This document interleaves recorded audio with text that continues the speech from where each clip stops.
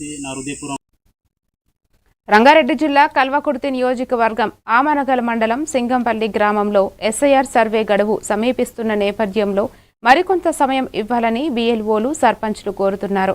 ఇప్పటివరకు సుమారు 60% ప్రక్రియ పూర్తయిందని, డూప్లికేట్ ఓట్లను తొలగించేందుకు ఓటర్లు ఒకే చోట తమ వివరాలు నమోదు చేసుకుని ఎన్నికల సంఘానికి సహకరించాలని విజ్ఞప్తి చేశారు.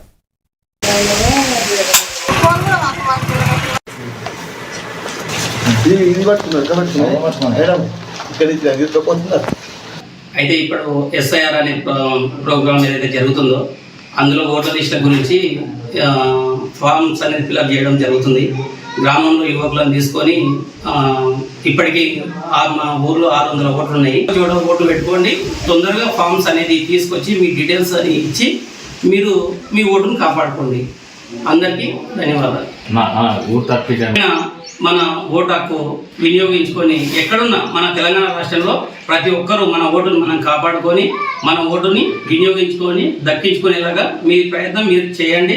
వీలైనంత తొందరగా ఎవరైతే బిఎల్ఓలు కానీ ఊరికి సంబంధించిన బిఎల్ఏలు కానీ వాళ్ళకు మీ ఫామ్స్ ఇచ్చి మీ ఓటును మీరు కాపాడుకోగలరు.